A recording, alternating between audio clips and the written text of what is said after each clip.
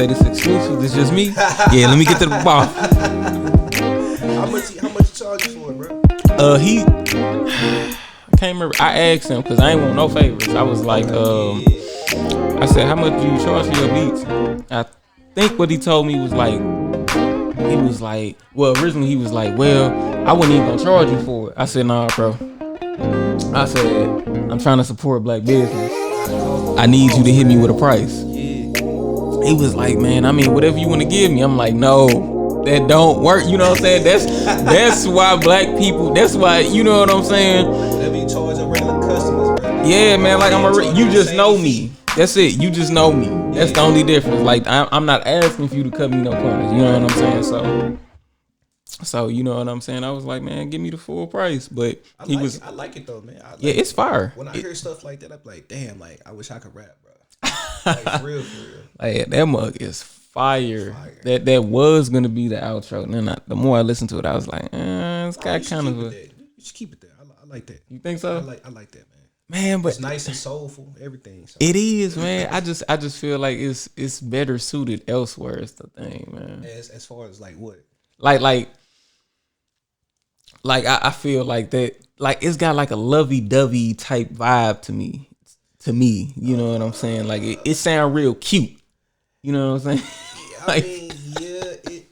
It does though. But I mean, like, I feel like for the intro it should be something like hype and energetic, and then I feel like for the outro it should be something like subtle and smooth, which that was. So that's why I was like, it is. That's why I was like, that's it. I was like, that's it. And you know, it still could be.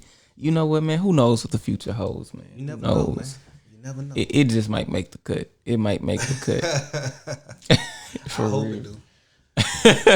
We gonna see, man. These next couple of weeks are gonna be real exciting because we're gonna be adding a lot of stuff to the podcast, adding a lot of new things. Okay. Oh, speaking of podcasts, welcome back. This is episode 2. Let's get it. Back with another one. We are back, fully stocked and loaded. Computer. Yeah. You see the laptop. We ain't had no laptop in the first episode, and that was the problem. Mm-hmm. The problem was there was no laptop.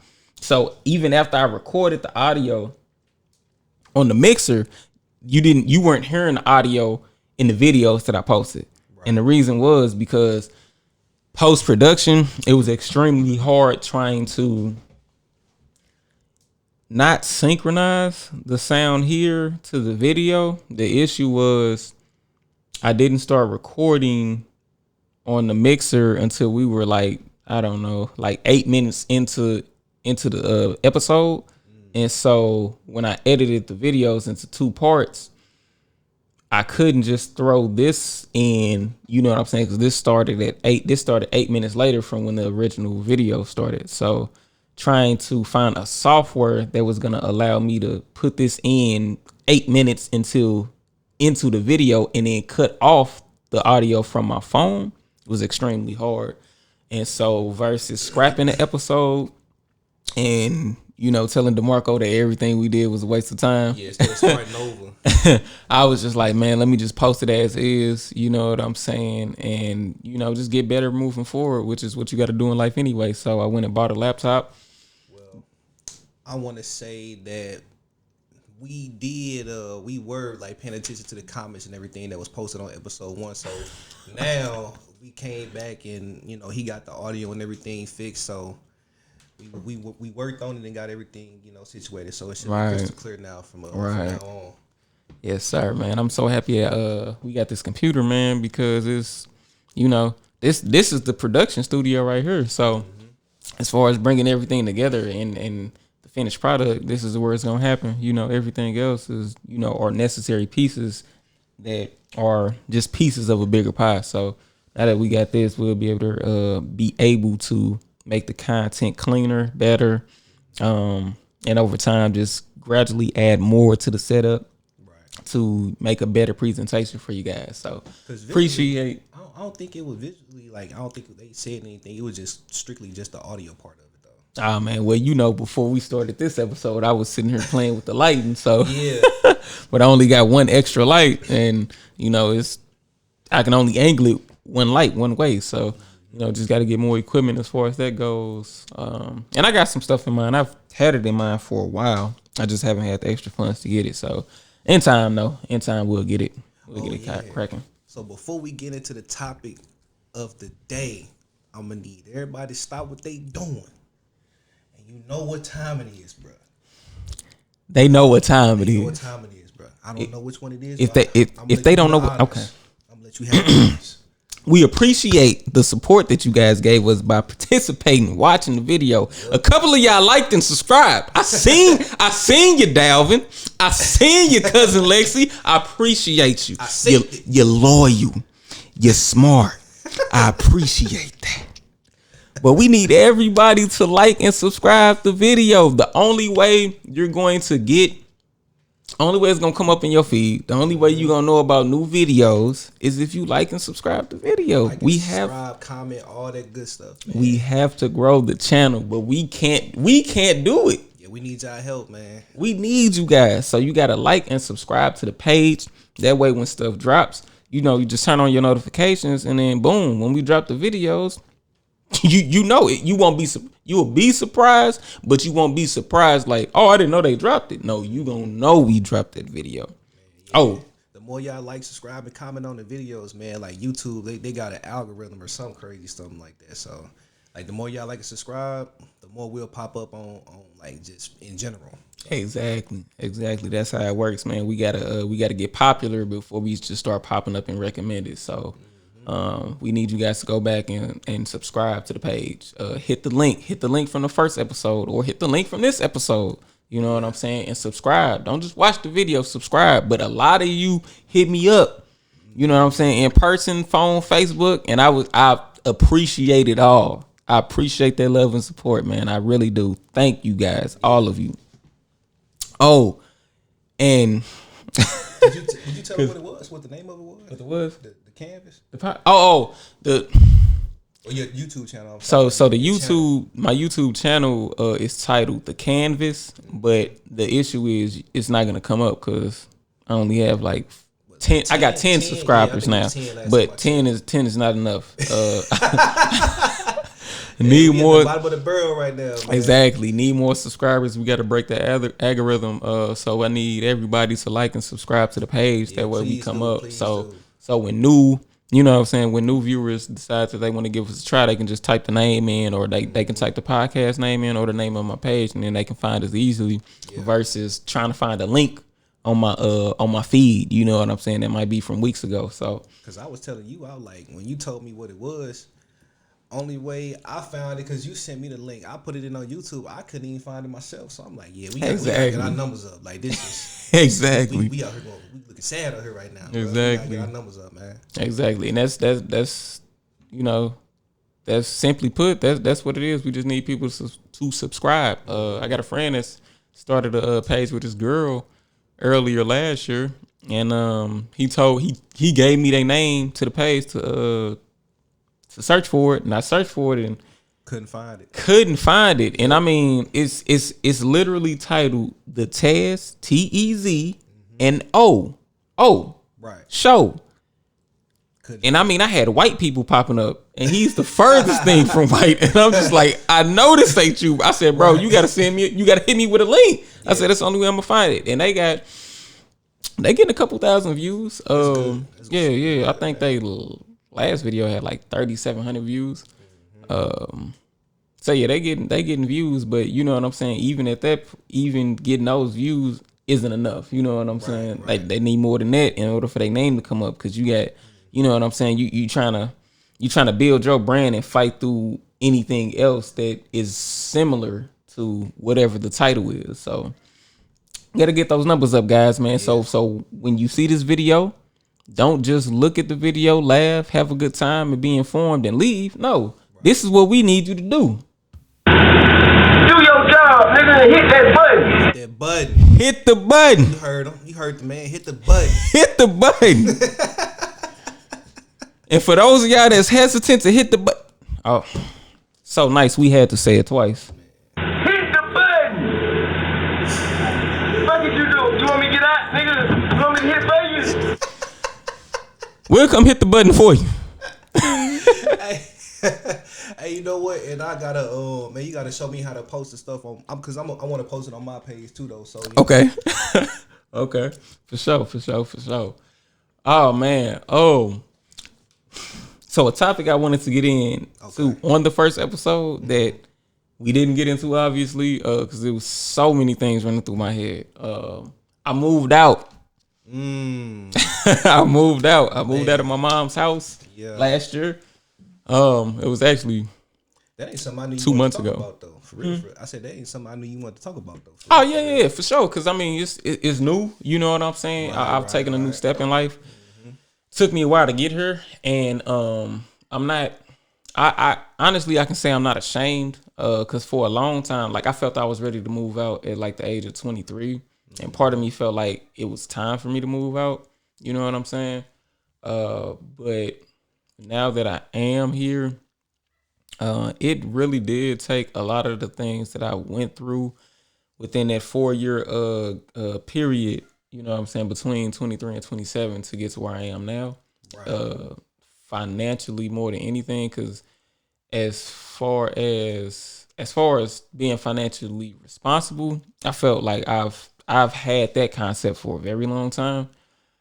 But as far as affordability was concerned, that was the issue. You know what I'm saying? Being young and trying to find a job that's paying you enough to support yourself when you factor in things like rent and utilities. You know what I'm saying? Rent alone, you know what I'm saying, will have you like, that right there, man. That ain't no joke. I ain't got nothing else. Ain't no joke.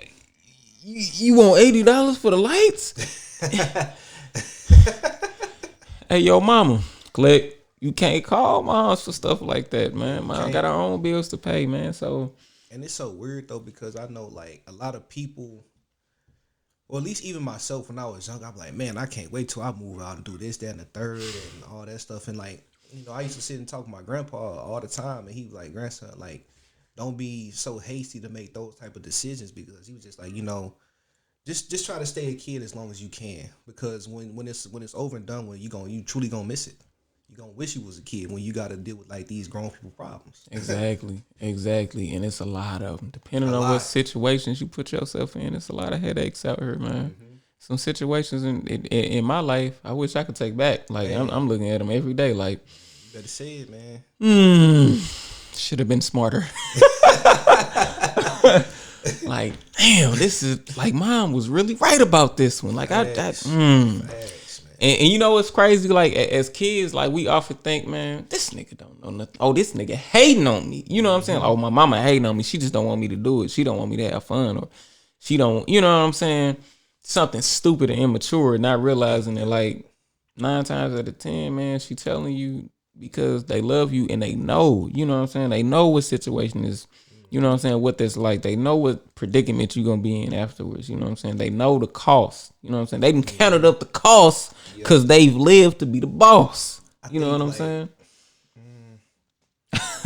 Sometimes it could come off as like being overbearing, but that's just like they trying to protect you and keep you safe. Right. And sometimes that's a good thing, and sometimes it can be a bad thing too, because sometimes you got to experience certain things in order to grow.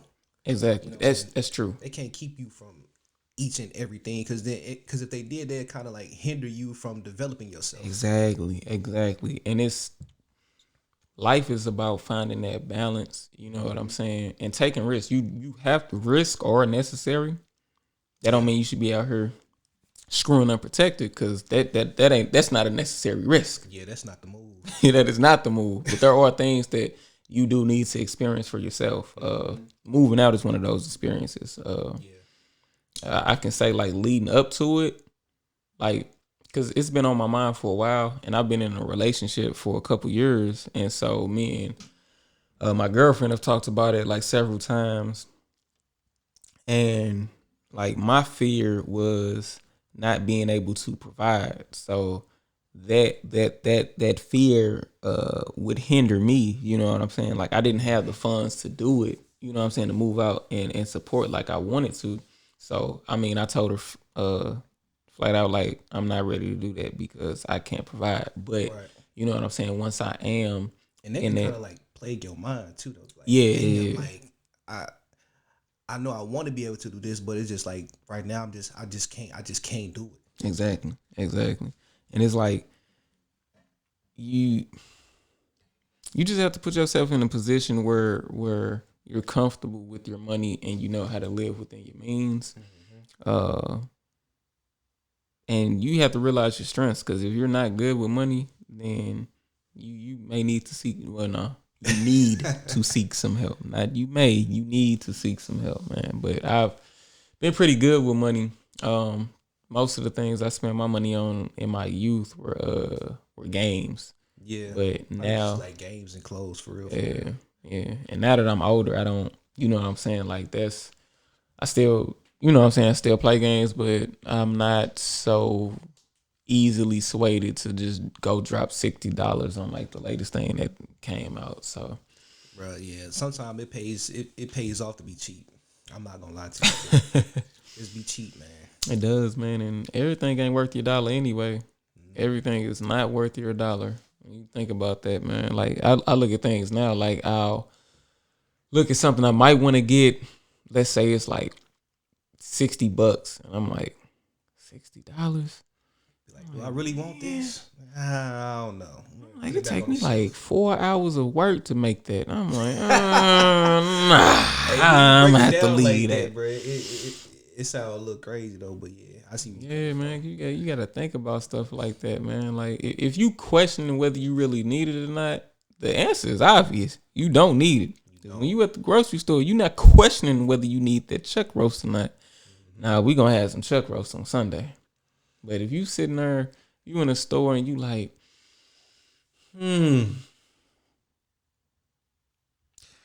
is the DLC really worth $45? Probably not. So just leave that alone. You know what I'm saying? Check it out on YouTube, man. Somebody did a review, or you can watch they playthrough and see what then happened. You know what I'm saying? And you know what I'm saying? Make a decision based on that, man. But a lot of things just are not worth your dollar. Ain't that? Let me see.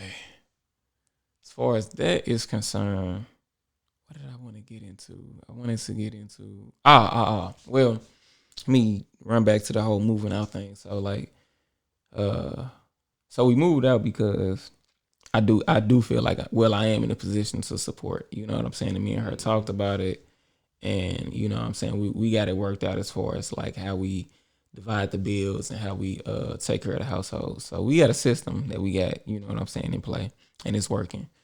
The next step is to get in a position where we own, and to get in a position with better income, with passive income. Like, that's the new goal. And like that's been a goal of mine, but now I'm ready. I'm actively seeking on how to put that into motion. Like, I do like the 401k at work. That's one thing. Oh, the pension and stuff like that. Yeah, so I have a 401k account through my job. I also have an Acorns investment account.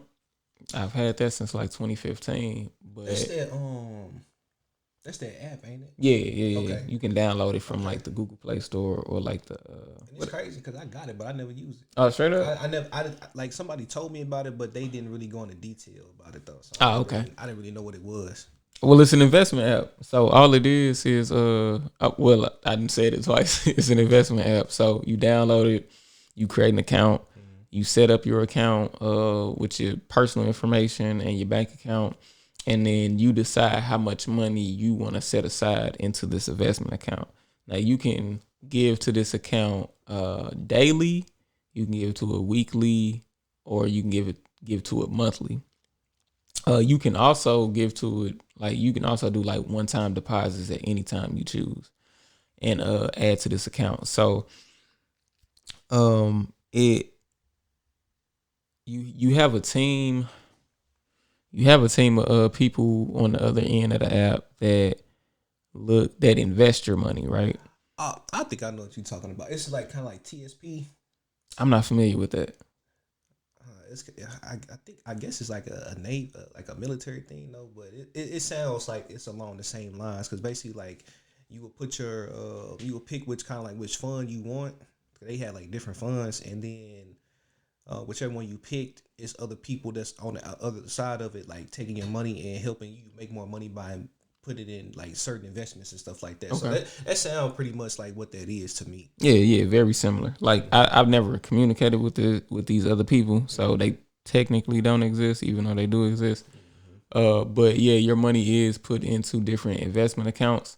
The one thing you don't, unlike the TSP, you don't like talk to them and pick and choose what it's going into. You control how aggressively you want to invest though. So it's like 5 different scales of investing on there. So it's like conservative, mildly conservative, conservative, slightly conservative, neutral, slightly aggressive, and then aggressive. And so at each level, your money is split up differently into different categories. So like large, small companies, bonds, overseas companies, new startup companies. Like depending on which level you choose, that determines what percentage of your money invested goes into those different categories for investing. Okay. Yeah, that still sounds about like the same thing, because like the TSP, you never talk to those people either. You just pick which fund you want, and then they take care of everything else pretty much after that for you. Okay. So yeah. Oh yeah. Okay. So I've had my account for 5 years. I want to say the first year I invested like $1,200 into it, and then I needed it, so I had to take it out. It's your money, so you can take it out whenever you want, but it's not a bank. So if you needed it today, you wouldn't get it the same day. You got to wait a couple days because they have to sell your investments so they can get you your money, because your money's at work. You know what I'm saying? Right, so right. That makes sense. It's not just sitting in the bank accruing like a penny in interest over a year. Like it's gonna make some money. I mean, it's not, you know what I'm saying? It's not working a full-time job like you. So I mean, you can't sit there and expect for it to bring back hundreds upon hundreds of dollars, but over the course of time, it compounds money. And I want to say I started reinvesting in my Acorns account this past year in either August or September, and between that time and December, I saved like, how much was it? It was almost $2,000. It was almost $2,000 between like my weekly investments, because I'm paid weekly, so I invest weekly. So between my weekly investments and like the dividends that were coming back, it was almost $2,000. I think it was like 17 is how much I had. So I had money in my 401k, I had money in the Acorns account, and then Cash App. I don't know if people know this, but like you can invest money through Cash App. How so? So I never heard of that. I ain't never heard of that. So you're on Cash App, right? You got to look at the tab at the bottom of the screen. You have to select the icon that looks like a graph. When you select that icon, it's going to introduce, if you've never been there, it's going to give you a little introductory into the stock option. And you can pick and choose what stocks you want to buy stock in.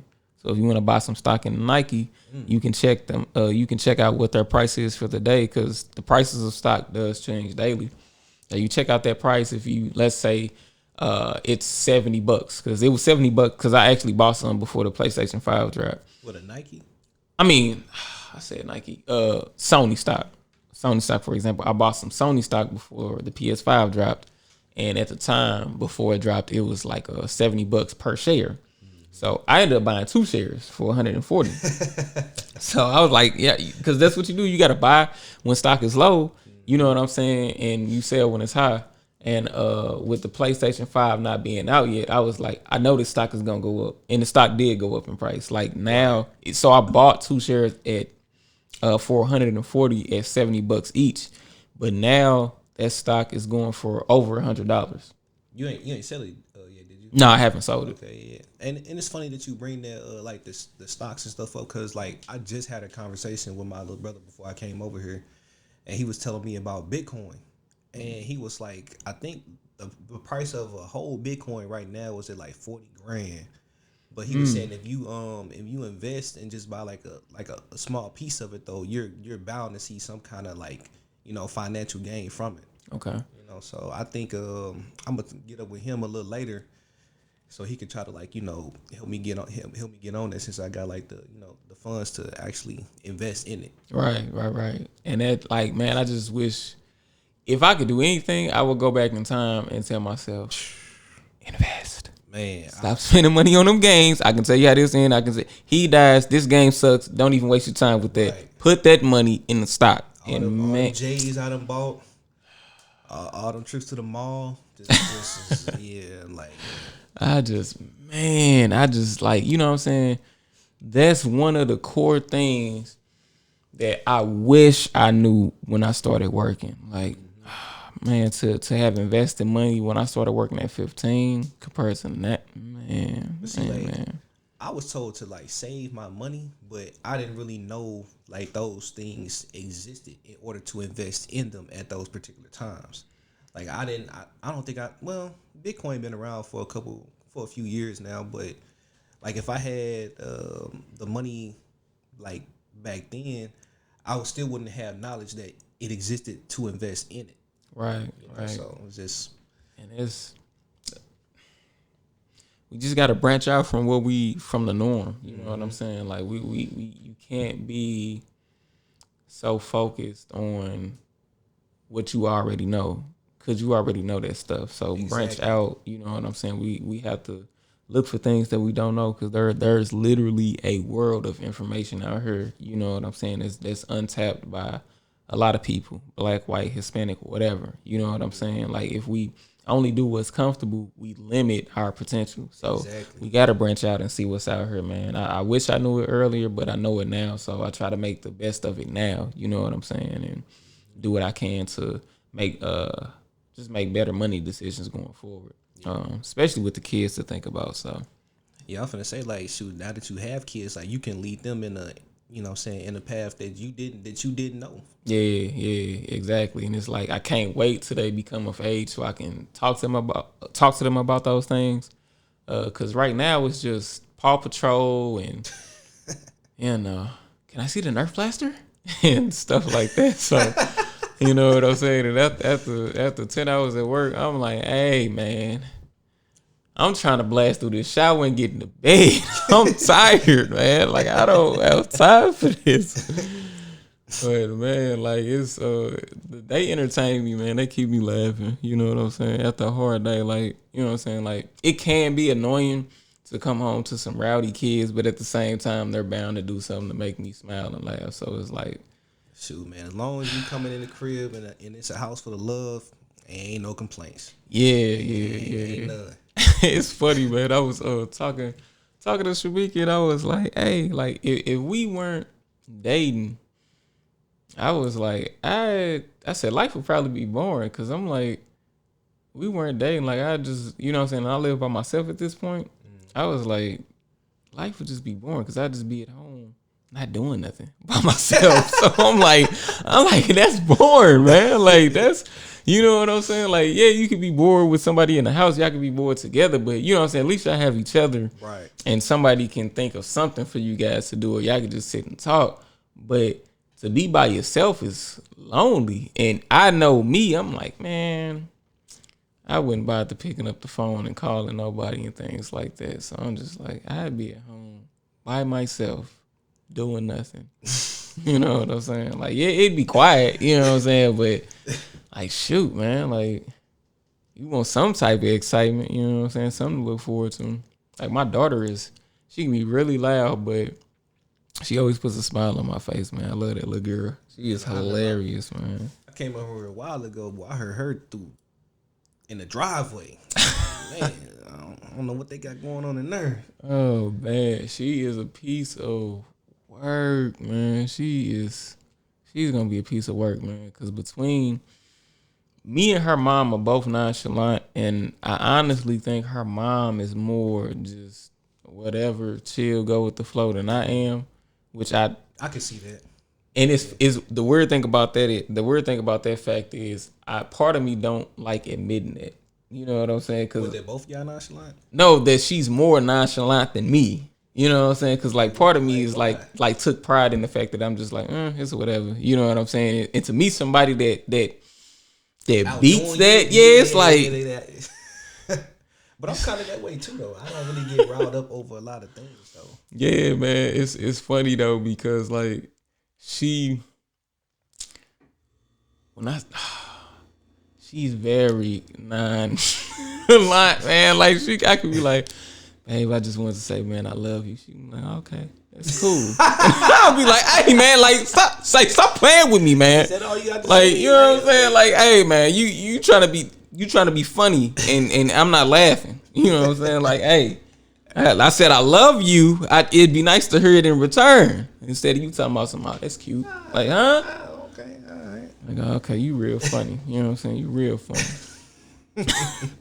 So yeah, man. Like she like one. She always got one up on me, man. So it's like if we're at odds, I gotta play it real cool. You know what I'm saying? Because she always got that one up on me. So I just be like, man, I really gotta act like I don't care about stuff, but I know she know I care, and I just be like, man, whatever.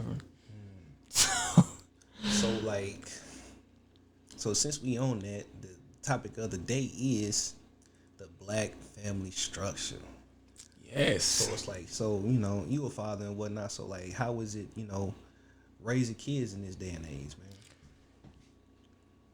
Well, Dad, what I was initially gonna say was different from what I'm about to say now, because when I processed the whole question, I was like, oh yeah, Corona is here. So that switches things up. Yeah, that makes you think twice about everything now. Yeah, man, it's weird, man. Like it's, you know what I'm saying? Like kids still want to be kids and they want to have fun and stuff like that. And it's, you ask my girlfriend, like I'm a drill instructor and I don't want kids to have fun, and I just shut up and sit down, and like that's not me. That's what I'm saying. I don't see that. Well, you do only visit. I mean, that's true. But I done seen you like interact with your son, because I mean, I seen you interact with your daughter, but she can't really comprehend what's going on. So don't let her fool you. She know what's going on. I mean, she know. It's like she know, but she don't know. She know, man. To a degree, I kind of agree with her. Just because, like, it's just like I just don't like a lot of noise. And like they can be very noisy. And her, on the other hand, she is not bothered by the noise. Like we'll be in our room, they'll be in their room, but they'll be loud. And like my son will be extremely loud. Like he'll be screaming like his brothers down the street. You know what I'm saying? And it's like, and I just get up like, dude, y'all in the same room. Why are you screaming? Stop screaming. And I have to tell him that, like, when he's here for the weekend, I have to tell him that multiple times a day. Multiple times. Like he just get like really excited or something? Like he'll be playing and he just gets extremely loud. And don't get me wrong, like his brother can get loud too, but when they're together, he doesn't. You know what I'm saying? He doesn't. It seems like now that we've moved in together, like Xavier doesn't get as loud as Kendrick does, but Kendrick, being Kendrick, he still gets extremely loud. And I'm not a loud person. His mom isn't really loud unless she's like pissed off. So I really don't know where it comes from. It could be my sister because she's extremely loud. It just transferred over to him, huh? Yeah, man. I look at him like, who are you? You gotta tone it down. I mean, because when I seen him, I'm like, man, that's just a light skinned you. That's all it is. Yeah, man, he does look just like me, man. It's crazy. Yeah, it's crazy. So and it's like, and the crazy thing is like he's becoming like, in this past year, I've seen him develop more of a personality.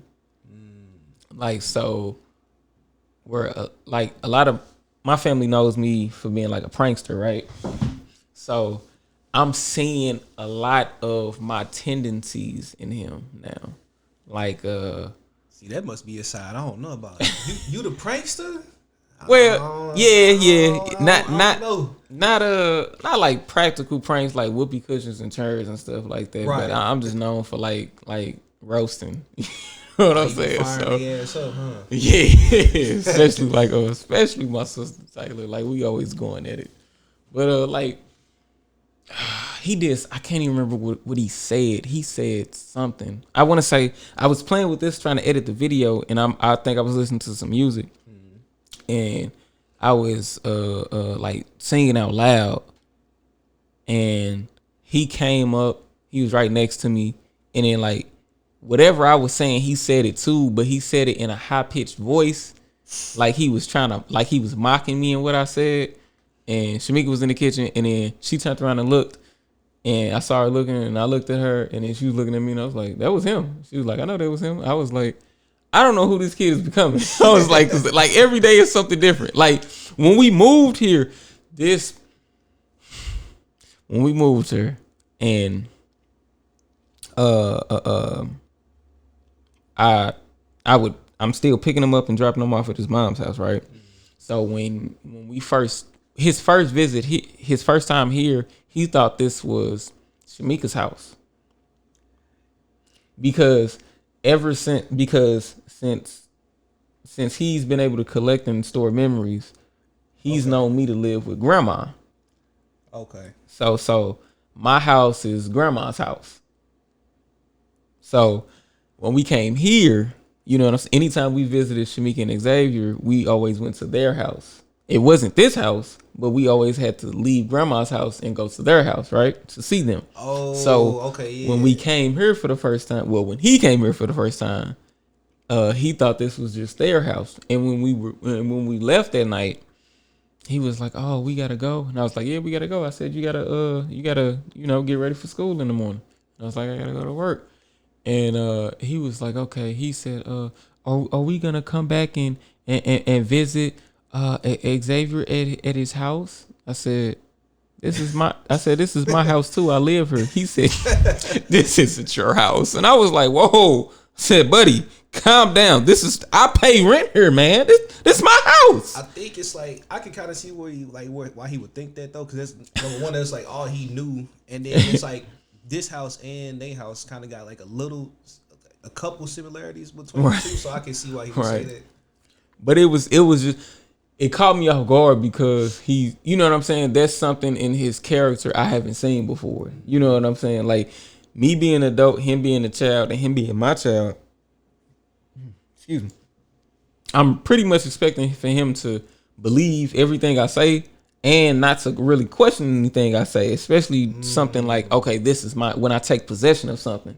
But for him to say, this isn't your house, and he said it with such confidence, like he knew for a fact I wasn't on the leasing agreement and I'm not putting no money into it. I was like, dude, you serious? It's like, no way. Said it with a smile on his face.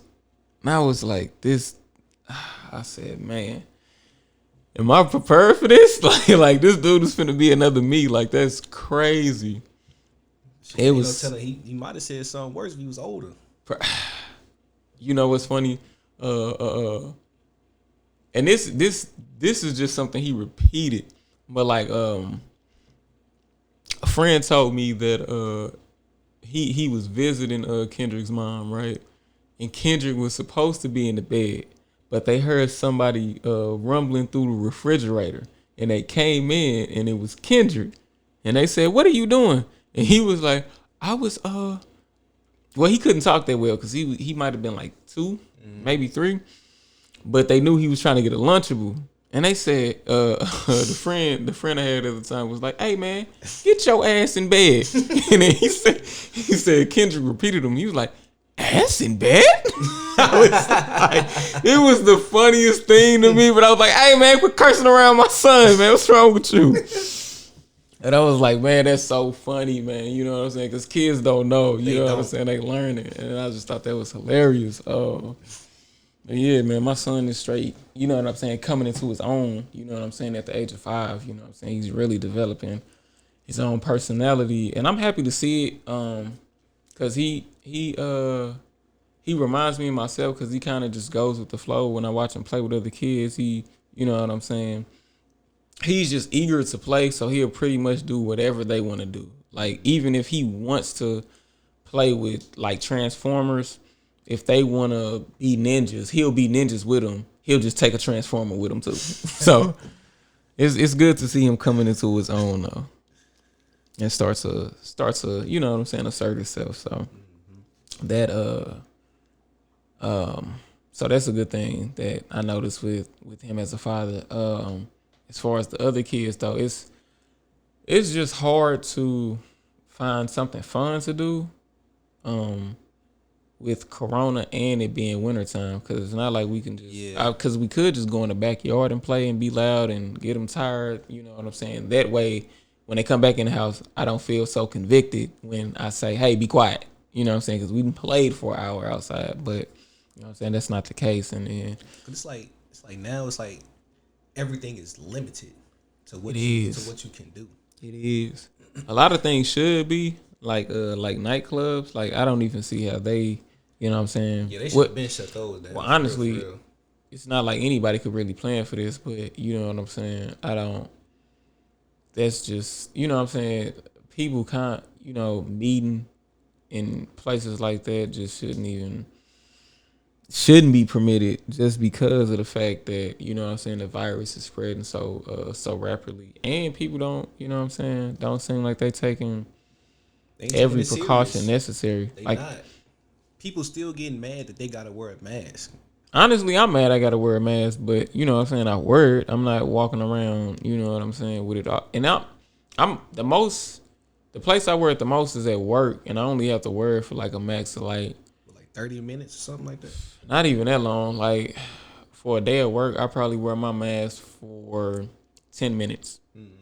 Because you in and out. Right. So, I mean, so I just got to go in, listen to this meeting that they got on repeat, and grab my stuff and head out the door. And I'm on the road for like 9 hours, 9.5 hours. So. Right. And don't get me wrong. Like, I don't like wearing the mask either, but I understand that you have people out there like, they'll try to walk into whatever establishment with no mask on, and then they get mad when the person that worked there tell them, "Sir or ma'am, you have to wear a mask." And they want to be combative. I'm like, bro, like this is nationwide, worldwide type stuff that's going on. Like, why? Like, what's the problem? Right. It's crazy, man, because it's like stuff like this, like you don't believe it until it happens to you. Exactly. You know what I'm saying? Because you can't see coronavirus. You know what I'm saying? You can't see the flu. You can't see chicken pox until it happens. And then you like, snap. You know what I'm saying? If I had taken better care, I wouldn't be in this situation. Exactly. But you know what I'm saying? At that point, it's too late. You got it. You know what I'm saying? Like, some people, they actually, like, they think this is a conspiracy. Like, bro, like, are you not watching the news? Like, it's thousands of people dying from this every day. And if you're still at work, you know what I'm saying? You have to... I would imagine you know somebody or know of somebody who's lost a family member to corona, because I know several people at work that have lost family members to corona. Yeah. Like one of my coworkers at work lost his mom this past year, and you know what I'm saying. It's just like, you know, it's, I don't know, man. Like, I mean, like, are people not watching like sports? I know, like, most people man. Sports fans, like that's the key indicator right there. They done shut down the league a few times. I mean, well, not a few times, but when it first kicked off. Right. Now I heard they might be doing it again. Really? Yeah, because even though they got the bubble, I don't think they trying to do the bubble. I believe because what is test positive the other Seth Curry? No. Yeah, Seth Curry. Not Mr. 62 points. No, Seth. Not Seth. Seth. Okay. His brother. I mean, don't get me wrong. I like Seth Curry too. Right. Cause he'll give you a nice 15-20 in 2K, but dang, that's so crazy. He had just got it, and now I forgot who they played. So now they trying to take every precaution to like quarantine people, and then what's it called? KD, he came into contact with somebody that had the corona, so now he ain't playing until I think next week. This fool. Cause he Well, wasn't I don't his even know fault, his. Yeah, I was gonna say I don't even Yeah. know. I don't even know how he came in contact with him. So let me Right. stop. So, but so yeah, man. Like I would hope that they wouldn't postpone the season again. Mm-hmm. But if they have to do it to protect the players, man, I'm all for it, man. I don't want to see anything bad happen to these people. Yeah. It's like like one of my favorite players is Klay Thompson, and he doesn't have the virus and nothing like He that. but already out. That's what I'm saying. So it's just like I just don't want to see nobody struggle no more with it. Right, with man. Stuff, man. So I feel you. I don't know it. I don't know if people like because we only a couple days into the new year, and like a lot of people on a lot of the podcasts I was watching, they were talking about what they hope this year would look like, and as far as what? as far as recovering from coronavirus and trying to return to some form of normalcy. You know what I'm saying? As far as venues being open and being to attend like shows and in person and things like that, and restrictions being lifted to some degree, especially with the talks of a vaccine on the horizon. Can you really say we truly recovered? I don't. That's what I'm saying. I don't think so. Nah, think we 'cause still, I don't- like in the heart of it, kind of sort of.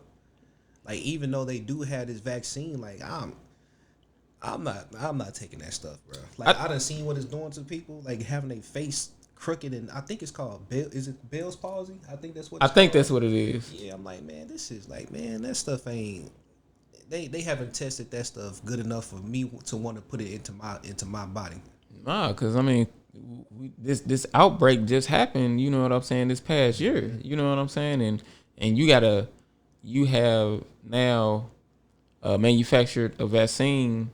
You know what I'm saying? Not even a year after this latest virus. You know what I'm saying? And in the hopes that it works. You know what I'm saying? Because they only hope medicine works. You know what I'm saying? Medicine is called a practice. You know what I'm saying? For a reason, because it's not guaranteed. Your licensed doctor that's been in the field for 20 years, you know what I'm saying? They're still practicing. You know what I'm saying? That's why they don't prescribe everybody Tylenol, because it has different effects on people. You got some people who are allergic. That's, you know what I'm saying? Just think about things like that when you go to the doctor or you go to your dentist and they would need to prescribe you a painkiller or you're allergic to anything. That's why they ask that, because not everybody can take the same thing, because everything doesn't have the same effect on everybody. Right. You know what I'm saying? So you got to be wary about things like that, man. Especially, you know what I'm saying, they trying to push it, you know what I'm saying? Because, yeah, you trying to avoid, you know what I'm saying, contracting COVID-19, but at the same time, you take this vaccine and you don't know the contents of it and you don't know how your body's going to react, and your body rejects it, and then you know what I'm saying,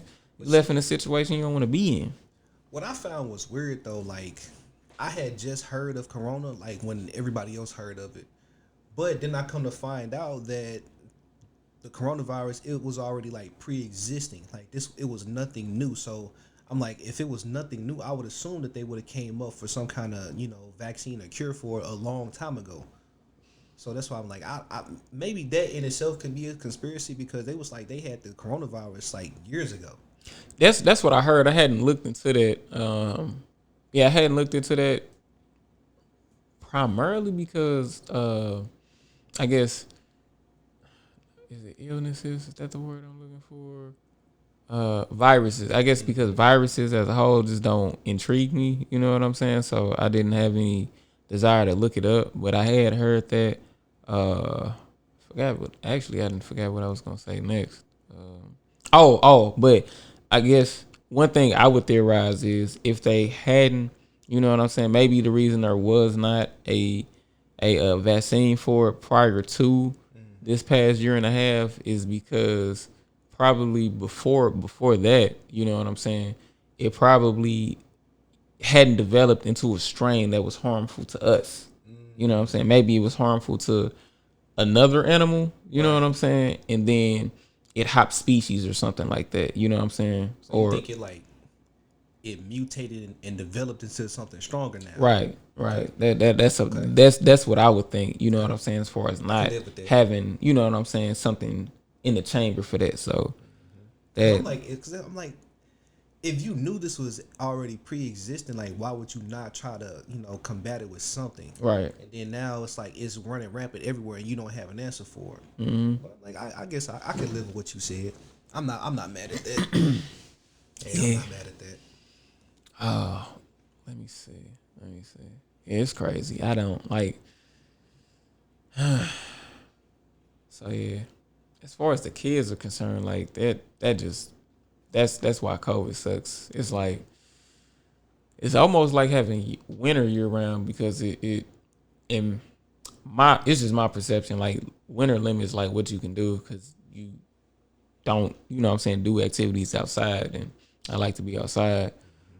This one hasn't been bad so far. Nah, It it ain't hasn't. snowed yet, so I'm glad for that. Hasn't been that cold either, but I need to go get some hot hands because my feet are cold every day at You work, getting it for the man. feet? Yeah, You my feet are better freezing. you better double sock up. I tried that last year, man. It didn't really help that much, man. What? Yeah, it didn't really help that It much. be 'Cause helping me.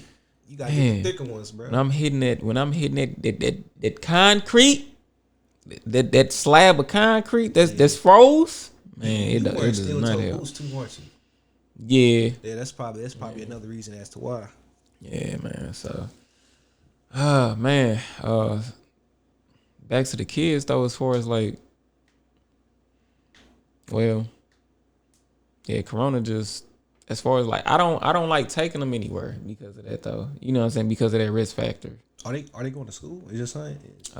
He's doing virtual school at home with his mom. She's a teacher, so I while forgot you did she's say that. Yeah. so while she's like doing her class, he's on his laptop in class as well. So yeah, he is in school, and it's crazy because like this is his first year of school. Him and Xavier. Xavier, Kindergarten? yeah, both of them are in kindergarten. So Kendrick is online taking courses. He's on Zoom with everybody else, and But that's weird though, cause like Xavier's in school. He's actually in class. he's physically going. Physically in class. He goes to school 5 days a week. Okay, cause I'm like for Kendrick, I'm like that's a little weird though, because like his first interaction with, cause like when you're that age, you're supposed to be learning how to socialize with other children. It's like now you're separated in, like in a kind of like essentially like in a virtual world. Yeah. So it's like how is like that development supposed to begin Occur. if he's not physically around other children? I mean, to his benefit, before kindergarten, he went to preschool, so you know what I'm saying. He learned some of those skills there, and he comes over here, plays with Xavier, so they interact, and then he has siblings and other kids and cousins on his mom's side that he sees often. So he's getting the interaction. He's just not getting it, you know what I'm saying, as much as he would were he like in an actual classroom. But just imagine, like, it's some kids that probably, they never had them experiences. So when they, when everything is back to normal, they might not know how to necessarily handle like being around other children because they never really had to. Because some children, they just only kids. Yeah. So, Yeah, cause the environment in the classroom versus, you know what I'm saying, doing something on the computer is completely different. that's what I'm Cause saying. if I'm on Zoom, you know what I'm saying, in the class, on this end, it's just me in here by myself. You know what I'm saying? Versus you in a classroom sitting next to somebody and, you know what I'm saying, him mocking the teacher, you know what I'm saying? Or, you know what I'm saying, just different things that be going on in the classroom that you know what I'm saying, distract you, that you learn, you laugh from, you know what I'm saying? So, yeah, I definitely get your point as far as like that's concerned. Like, it's just you know what I'm saying? It's just gonna be an obstacle in their life that they have to deal with. You know what I'm saying? So, Right. I mean, I guess the bright side is that they won't, you know what I'm saying? They won't be alone in it because everybody has lived through it. So they'll at least be able to connect on that level and say, hey man, like this has been crazy. You know what I'm saying? It's been crazy for me too. You know what I'm saying? And you know what I'm saying? Use that as a way to connect and talk to one another.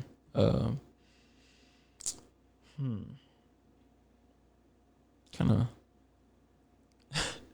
a lot. Yeah, I keep losing my train of thought. Trying to come back. Oh, with Xavier being in school, it's with him being in school, he's in private school. That's why he's in school, because we're in the Hazelwood school district over here. Okay. But Hazelwood was only doing like online. They were offering in person like 2 days a week.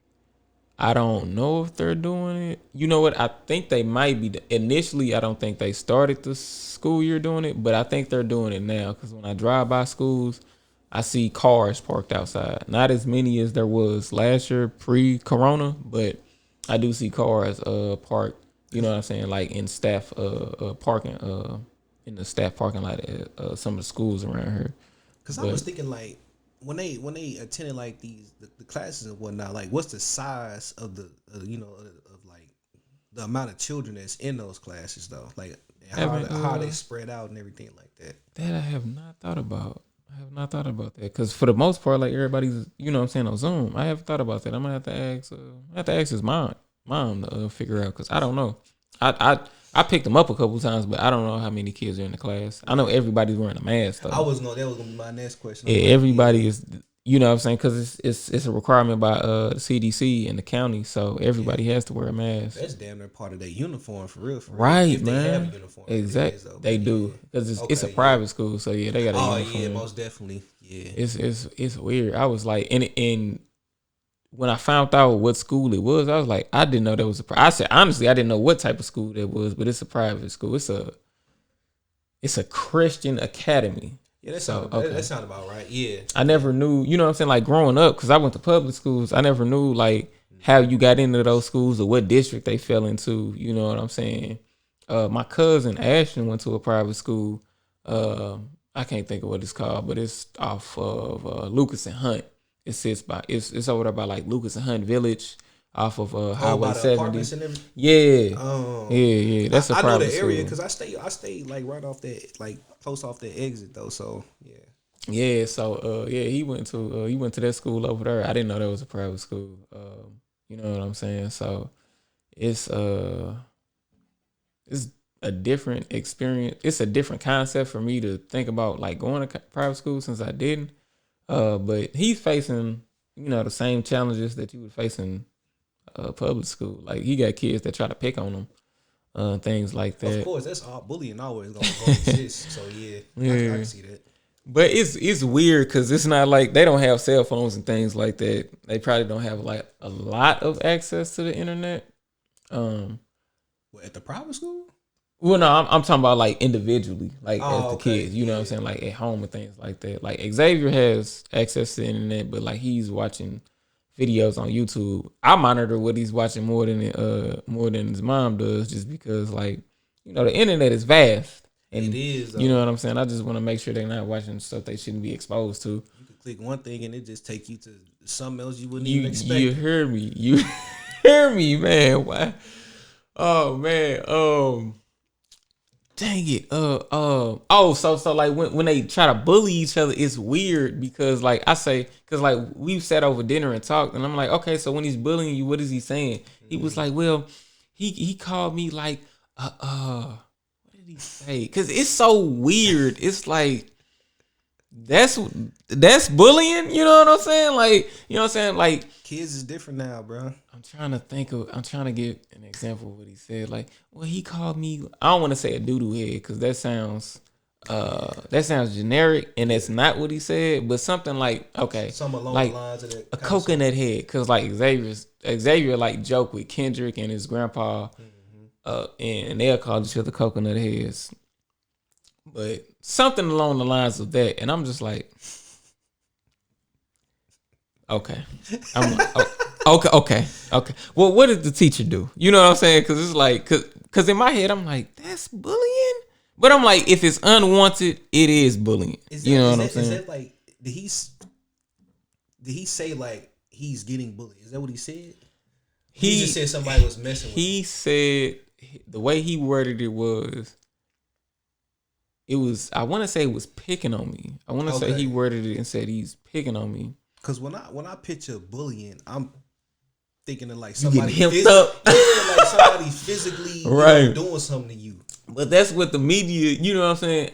that's what the media portrays bullying as. You know what I'm saying? Yeah, it can be verbal. When too. we were kids, that primarily that's how we view bullying, because like the bully was always physical with the victim. Yeah, you know what I'm saying. Whenever I seen the bullies, they was always beating up somebody, beating them up, doing something, taking their lunch money. You know what I'm saying? Shit, people we went to school was poor, so they wouldn't get no lunch money, but they was beating them up. Beating them up, taking their lunch money, man. That's what the media projected bullying as to me. But like, you know what I'm saying, over the course of time, you know what I'm saying, verbal for sure. Yeah. Like, you know what I'm saying? And like the reason I'm looking, you know what I'm saying, I'm looking in awe, like, dang, that's what you perceive bullying as, you know what I'm saying? Is because growing up, like, kids was mean. They was, man. Mean. So it's like I'm like, but you know what? Walk in the park. I think the mental aspect is even worse now because of social media. A lot of these kids, they probably got access to like Facebook, Instagram, TikTok, and all that other stuff. So you getting online and you talking crazy about somebody that you go to school with, and then they get like, you know, like they probably spread rumors and so that's probably like, that's the main reason I can see is probably why it's worse. It's cyberbullying, that's what they call it. So yeah, I can see that too.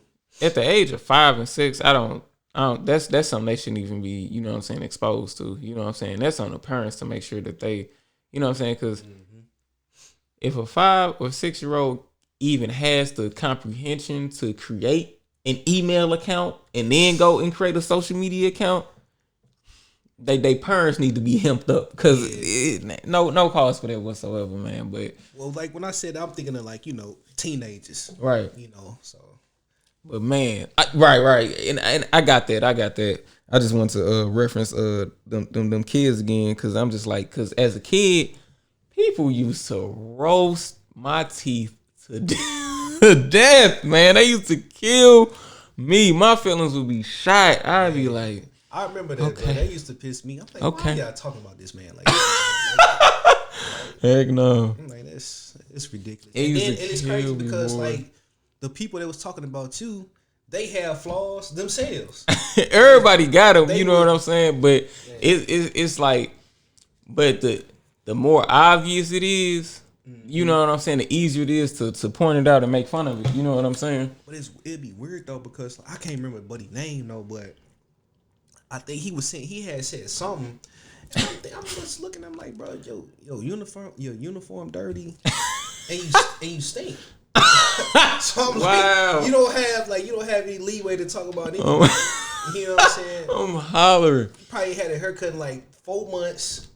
Like, bro, come on, man. That's crazy. Stop it, man. Stop. Hey, man, that was Riverview though, man. Like when I got over, by the time I got to the high school. No, I didn't go to high school over there. Like I left for middle school. Yeah, I didn't go there either. So that's why I was like. But by the time I got, so like, that bothered me for like that was like the only thing like I was like insecure about. You know what I'm saying? Cause I was like, man, dang, if my teeth were straight, I'd be cool. I'd probably be more confident. You know what I'm saying? But they weren't, so I wasn't. You know what I'm saying? So like, people like tell jokes, or like when it came to speaking, like I ain't want to talk too much because I ain't want somebody to say nothing about my teeth or nothing like that. You know what I'm saying? But then after a while, like after years, and probably, I don't know, like as far as like me being comfortable at school, I wasn't comfortable until probably by the time we got to middle school, because by then like I had everybody though at that particular time. Well, you know they you know what I'm saying, our circles got spread out. You know what I'm saying, once we got to middle school, so you might have rocked with like 4 people. You know what I'm saying, that was on the same hallway as you, and 2 of them might have been in the same class. But by the time we got to middle school, you was lucky if y'all was on the same side of the building. Facts, because I had no classes with you through exactly, bro. Like we only seen each other in passing, maybe at lunch, like for one semester, I think, man. And that's all we talked about was the fact that, man, how these niggas split us up like this, man? Like it was crazy. But by the time we got there, like niggas was washed up with the jokes. It was like, you know what I'm saying, it might be somebody new, but you know what I'm saying, you didn't say a joke, but it's like, my nigga, I heard that 2 years ago. You know what I'm saying? You got to come harder than that. Right. Like, let's talk about them forests from 3 years ago, my guy. But see, But I guess that's a good thing because it's kind of like thinking your skin. So Yeah, like, it yeah. didn't really bother you after a while. Yeah, cause I mean, you can only hear so many two jokes, just like you can only hear so many fat jokes. Exactly. But when you go to ADD, it's like, oh dang, like niggas got new ones. You know what I'm saying? like, bruh, some of the stuff I done heard on there, I'm like, bruh, But see, you can those is still like- make new fat jokes. Like, those is professional. They do that though. right? They are get comedians. paid to, They like, are comedians. entertain people. So I can see why. Like I can see that. Them boys funny too. Them boys are funny. Oh man, hey, but shoot, let's get back on topic. The black family dynamic. So the thing I wanted to touch on with that, as far as that was concerned, was it actually, I wanted to tie like me moving out into this, because like I just moved out back in October 2020, right? I'm 27.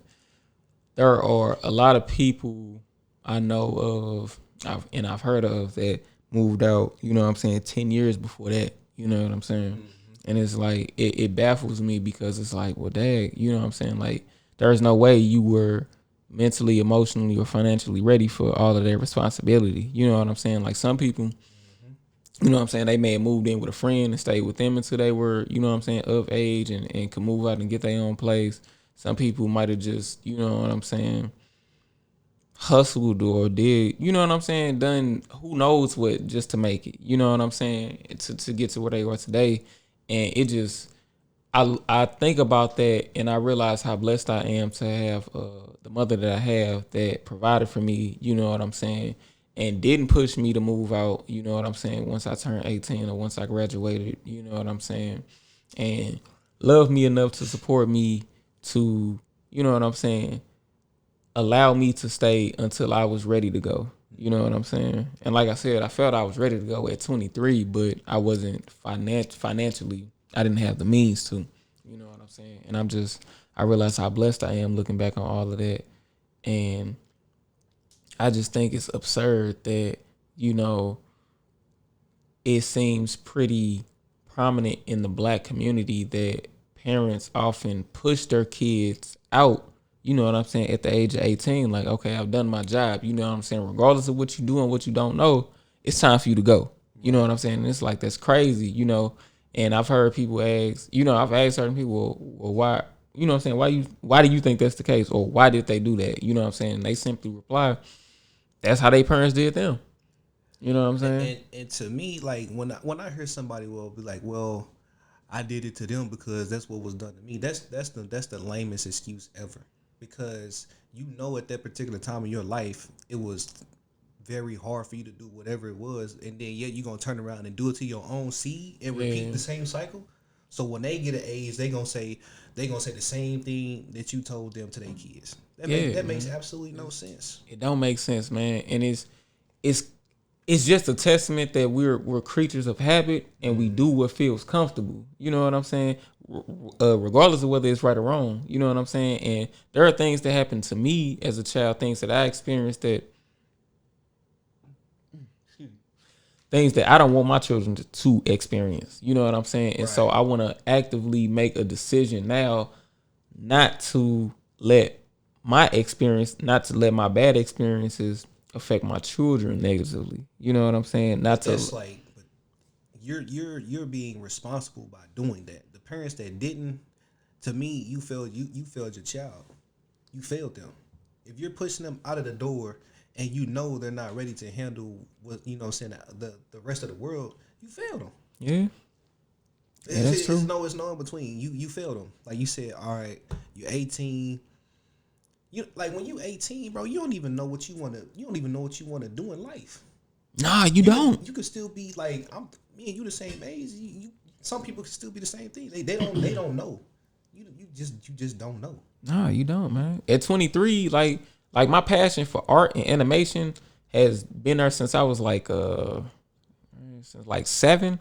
But at 23, I didn't know how to navigate to get there, and I also didn't know what all of my interests were at 23. You know what I'm saying? So like, in the past couple years, I realized, you know what I'm saying, that I have an interest in cars and I have an interest in boxing, you know. So I didn't know these things when I was 15 or 18. You know what I'm saying? Because I didn't prepare to go to college. I kind of thought it was gonna happen because you know we You were smart enough to. since the age of 5, I appreciate that. But since the age of 5, you know, you've always, you know what I'm saying, after summer, you know, August is coming and you going back to school. So I kind of thought it was just gonna happen. And my mom was asking me about it. And I had looked into a couple schools, but looking back on my mindset then, I think at the time I kind of thought that she was gonna do more of the work for me. And because that's how it always been. exactly, you know what I'm saying. So I kind of thought it would just happen, you know, and you know it became crunch time, and it's like, dang, like I'm not okay. So I'm not leaving home to go to school. What am I finna do? You know what I'm saying? And I had talked to my art teacher in high school, and he was telling me about the art program at Forest Park. So I went there after high school. But it wasn't until a couple years later I realized like my other interests, you know what I'm saying? And looking back, I'm like, well, dang, you know what I'm saying? Even though I love art, at the same time, like I could have went to Rankin, got a trade in automotive tech. You know what I'm saying? Came out of school making like $18. You know what I'm saying? I could have went to trade school while I was in high school. You know what I'm saying? Yeah, You know what I'm saying? But I hadn't developed to where I am now mentally, so I didn't know I like those things. You know what I'm saying? And now, you know what I'm saying, the older you get, typically the more responsibility you have. So it becomes harder to find time to educate yourself and dedicate yourself to school. You know what I'm saying? So then, because you often find yourself or you just feel like you're stuck at a job. You know what I'm saying? That's the worst. That's the worst feeling. That's the worst feeling right there. Being somewhere that you don't want to be and you can't leave because you need it. Because you need the money, man. But it's like we just have to make smarter decisions. You know what I'm saying? And even now, so even knowing what I know now, you know what I'm saying? Yeah, I missed out on the time to go back to school then. You know what I'm saying?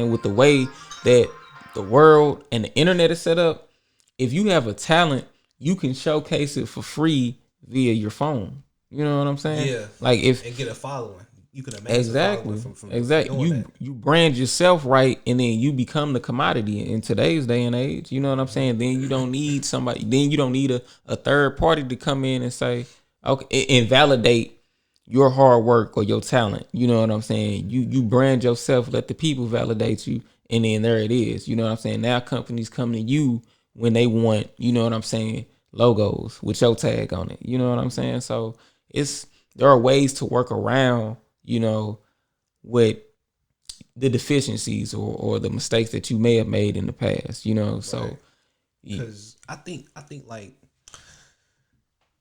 when I look at other races outside the black race, I feel like they're more tight knit, if you will. Like you look at whites, you look at Hispanics, Asians, Arabs, they're all tight knit except for us. Yeah. And I just never really understood that. It's like we always in competition with one another. Always. But you will find like with probably more so with the Hispanics and the Asians, you'll probably see like, you know, 10 of them living in one crib, and then on the outside looking, he's like, man, it's 10 people living in that crib, but they don't know those 10 people. That's 10 different incomes coming in that one house. So they not wanted for nothing. Yeah. They living within their means. They not out here just going crazy. Exactly. You know what I'm saying? So, but we like, you see 10 black people living in one house. Y'all be people they be looking at y'all like what's going on? Like y'all you 20 something, but you still living at the crib with your mom. Like, bro, like what's going on? Yeah, like it's something wrong with it. Yeah, that's what I'm saying. They gonna frown upon that, knowing probably in the back of their mind they wish they was living at home with their people because they had it easier. It baffles me, man. Like we need to normalize Stability. Stability. That's what we need to normalize, man. Like stability, making sure that we're ready and getting each other ready, and holding each other accountable as far as supporting each other goes, man. Because it just doesn't make sense. You know what I'm saying? Like I got a younger sister on my dad's side. She's 20. She might be 22. She might be 22. She's either 21 or 22. She's one of those. She moved out.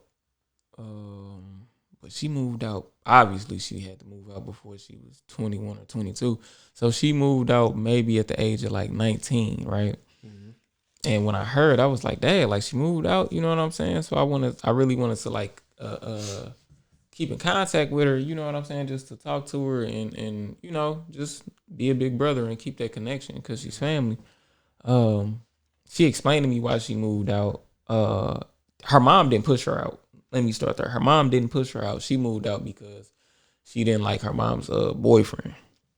So she moved out for that reason. So because of that was her reason for moving out, which I understand. Yeah, I understand that. I understand that.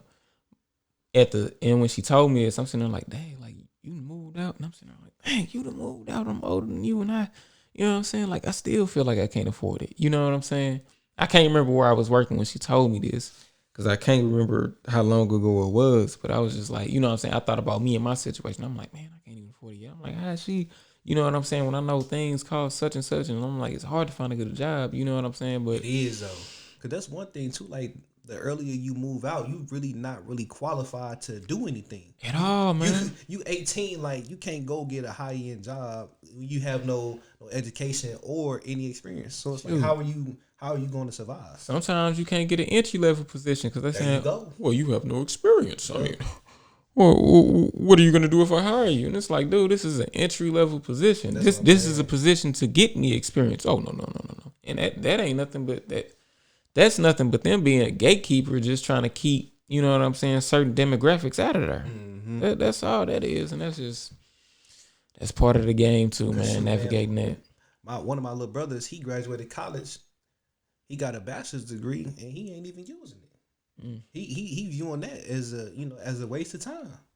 Crazy thing is like, what I found out back in like 2017 is like the way that a lot of people get into management positions or like MIT positions, just have a college degree of any type, associates, bachelor's, doesn't matter. Just have a college degree and then you're automatically, you know what I'm saying, qualified because you have a college degree.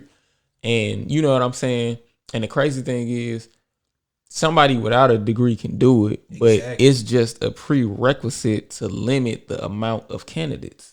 That's all it is, man. But if school isn't for you, you just have to figure out. You really have to figure out what your interests are, because whatever you interested in can lead you. You know what I'm saying? It can lead you to some money if you passionate about it and you do it well. You can make some money with it. If you want to make clothes, you know what I'm saying? You can definitely make money making clothes. People always looking for something new, stylish, trendy, and unique. You know what I'm saying? So. Whatever it is that you're interested in, you gotta find it.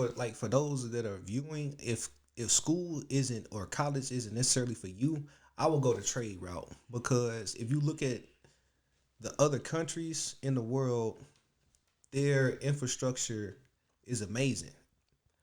All our money goes into military. It's like weaponry and all this other shit that we don't need. You know what I'm saying? Just to keep other countries in line or whatever, in fear, if you will. So I would go the trade route, because America is lacking in its infrastructure and they need people to help, build it up for like the next generation and everything like that. So that's the route. That's my advice. That's what I would say if you don't want to go to school. Yeah, so we have to we just gotta find our interests, man. We gotta find our interests. Like if you really upset with the job you like and you go from job to job to job, like I do, like I have had a lot of jobs since I've been working. Mm-hmm. A lot of jobs. So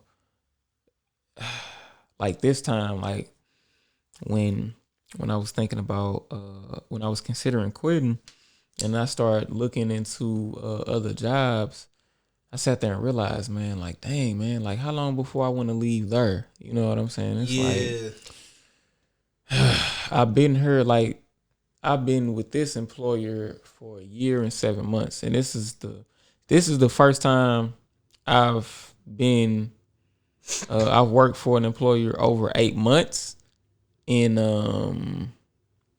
since 2016. That was the last time I worked because 2016 I had left Mosaic Sales Solutions, which was a Samsung rep. I was just a Samsung rep inside Best Buy. I worked there for a year. I worked there from February 2015 to February 2016, and then I left because I was tired of the sales job, and I was really tired of the manager.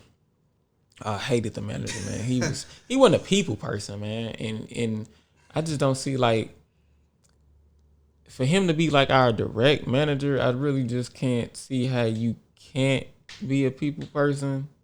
Cause I think it's you more trying so to like those people, they know the ins and out of the job, but they just don't really relate to people. he lacked the skills That's what I'm altogether. saying. Like he tried to show me how to close on a sale, and I was just like, he can't do it.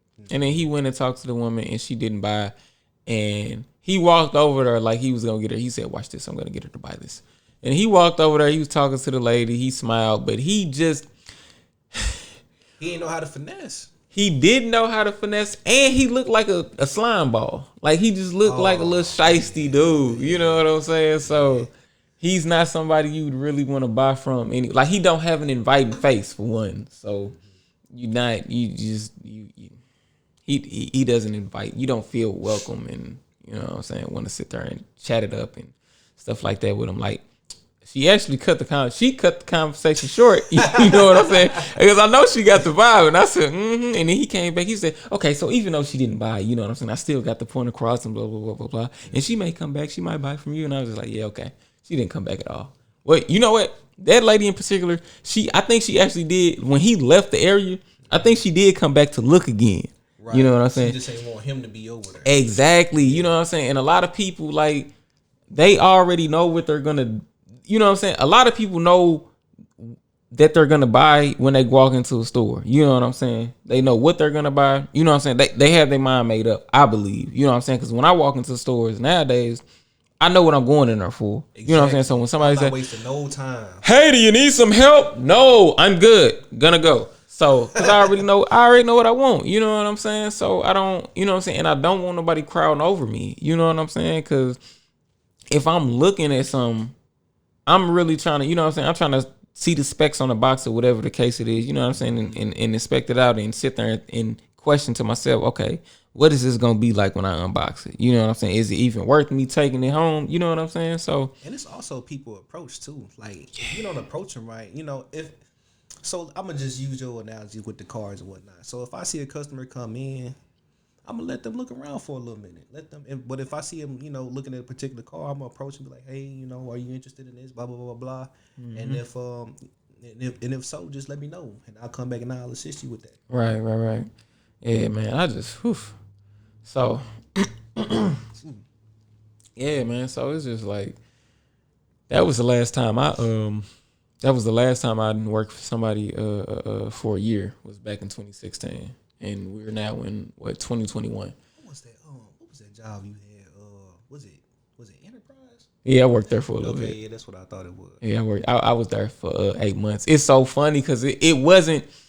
It's so funny that that was my clock out time. That was like, all right, gotta go, because like it wasn't intentional. That's right. Just like that. It was just like, if I was there, I was there for a reason. I was thinking, okay, I'm gonna try to make this work. And then, you know what I'm saying? While I was there, I was trying to advance. You know what I'm saying? And then when I saw I couldn't advance, you know what I'm saying? I was out. You know what I'm saying? Like, okay, if I'm not gonna advance, there's no point in me being here. Like I was a shift leader at Pizza Hut when I worked there back in 2014, right? And then a couple years later, 2016, I started working at Racanelli's Pizzeria. What did I do? I applied because they were looking for a shift leader. That's what the ad said on Indeed, right? Okay. So I apply because I have the credentials, right? So they bring me in for the interview. They like me. They want to hire me. I wanted to know the starting pay because, like most employers, they didn't have it posted, and I can see where it's going. And so I asked about the pay, and I don't think the manager really thought about what she wanted to pay a shift leader. So they asked me to throw a number out, and I was like, well, I was thinking like, I think I said like $11 or $12, right? Because I'm like, it's a shift. To ask for. Nah, not for a shift leader position, Right. and especially when like everybody like you're only paying minimum wage, which is what $8. I'm like, man, if you want me to lead the shift, like you got to give me something substantial. You know what I'm saying? And I'm like, I'm also thinking of where I am in life. I'm like, it's not as much as I need. You know what I'm saying, compared to the cost of living, but you know what I'm saying. You got to meet me somewhere, especially for the position. So she was like, yeah, I think I can manage that. She was like, okay, but the weird thing was, she didn't hire me as a shift leader. Like they hired me, but not as a shift leader. They just hired me as a crew member, which is really weird looking back on it, because it's like, well, dang, why didn't she hire me? You know what I'm saying? Why wasn't I hired in as the shift leader? And you know what I'm saying? And then she just trained me on the stuff that I would know from the other place. You know, because they're compared to Pizza Hut, like they actually like knead the dough and throw it and everything like that, like they do at Papa John's. Or they do like the hand toss. Yeah, they hand toss it. You know what I'm saying? And like I hadn't done that. I was taking stuff out of a freezer, putting it in a tray, putting it in a perforator, and then taking it out, making the pieces. So yeah, that I didn't know. And they were actually like all the vegetables and stuff was getting cut on. Like everything was pretty much getting prepared like in the store. You know what I'm saying? Like there was some things I had to prefer over at Pizza Hut, but like not to the same degree. So it was kind of like, you know what I'm saying? It was like making it at home if you know what I'm saying, if you were making it at home. So you had to knead the dough, you had to hand toss it, you had to cut all your veggies, you had to, we didn't have to slice pepperoni, but like they did make like sandwiches and stuff, and like you'd have to chop that stuff up, you know what I'm saying, using like the slicer and stuff. So she didn't hire me in as the shift leader, right? So I'm on as just a crew member, and she's supposed to be training me when she has time, right?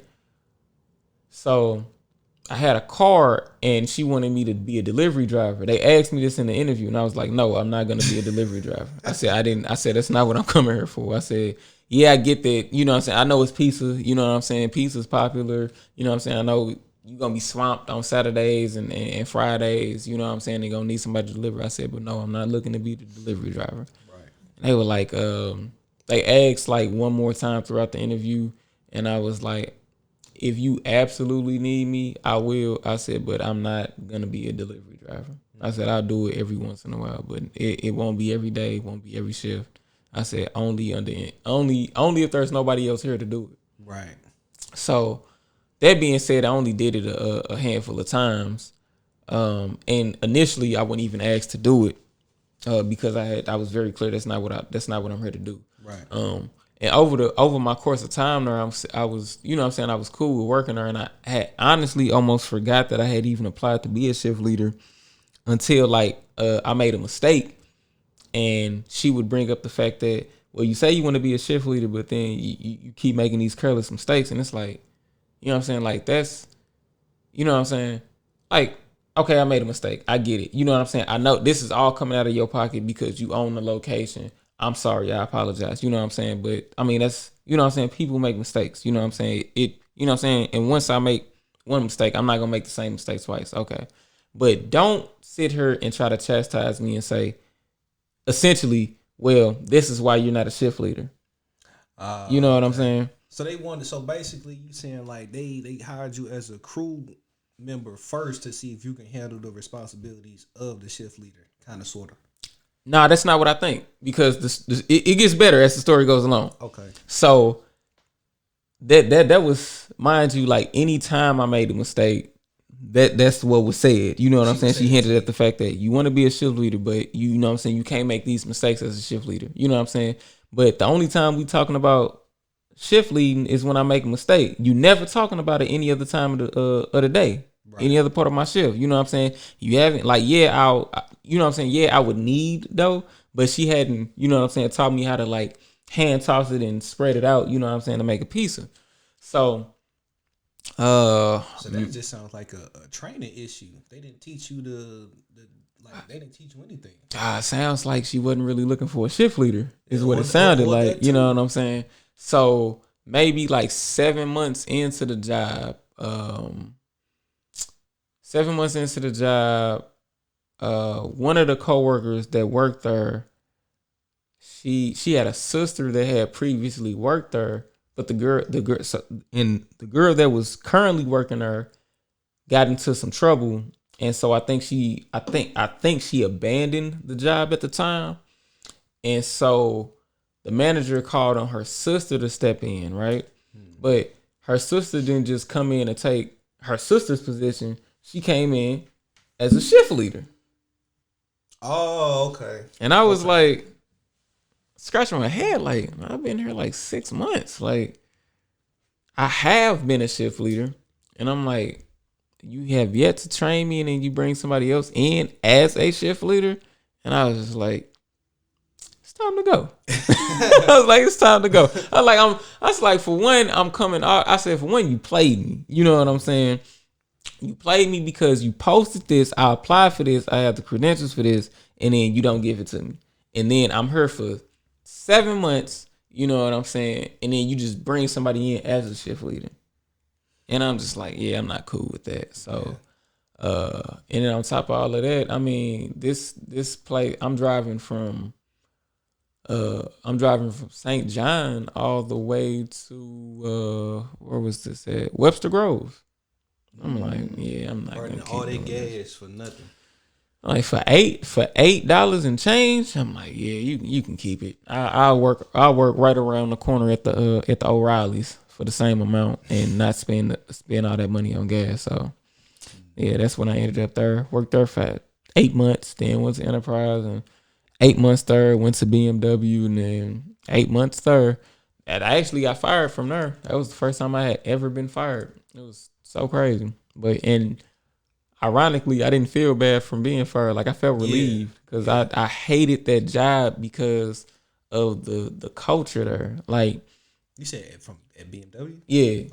I was a porter. There was this older dude named Chris. He was the lead porter, but he would spend his entire shift like delivering cars. And then he'd come back. One day he came back and he had just bought a PlayStation 4 from somebody. And we're like, where the hell you get that from? He's like, oh man, I stopped off at this dude house and bought it from him. And somebody else called? Yeah, somebody you on company time and somebody's personal whip. Yeah. You done drove and bought a PlayStation off somebody and came back to work. Yeah. And that's the type of stuff he would do all you know what I'm saying, all shift. You know what I'm saying? And like I mean, personally, I'm like, whatever. That's between you and the company. You know what I'm saying? But when it started to affect me, now I got a problem with it. And I would have a problem with it when I was at that time I was trying to increase like my calorie intake, right? So I could gain weight. And so I would eat, you know what I'm saying? You know, your job only giving you like one lunch break, but I needed to eat more than just the one time per shift. Right. You know what I'm saying? And these would like be like really small portion meals. So I one day I was upstairs eating and it wasn't my official lunch break. And the shop foreman came up. He saw me because he was looking for me. He was like, hey, when you get done with your lunch, he was like, I need you to come see me. And I was like, oh, okay. I was like, lunch? I was like, oh, he don't know. I was like, okay. So I went down, seen him. He needed me to do something. I did it. And then like a couple hours later, I was going on lunch. And to do that, they had an old fashioned system where you still had like time cards to slide. Yeah, you legit had to punch in and out. And he saw me doing that. He was like, hey, I thought I just seen you on a break. He was like, I was like, no, I wouldn't. I was like, no, I said that wasn't my lunch. That was just a break. He was like, but you were eating. I was like, yeah, but that was just a break. He was like, you're only supposed to eat on your lunch. I said, but these guys back here that smoke get to take breaks all day long. He was like, yeah, but you were eating. I said, Jeff, let's not do this. I said, let's not. I said, don't do that, Jeff. I said, How is it? I said, you really want to sit here and make it seem like there's a distinct difference between me eating on a break and somebody smoking on a break? Yeah. I said, that's crazy. He said, the only time you're supposed to be eating is on your break. He was like, so you really shouldn't be leaving right now. I said, well, I'm going to go. I said, because until you stop people from smoking on the clock, I said, I'm going to go and take this lunch. So I went and took the lunch.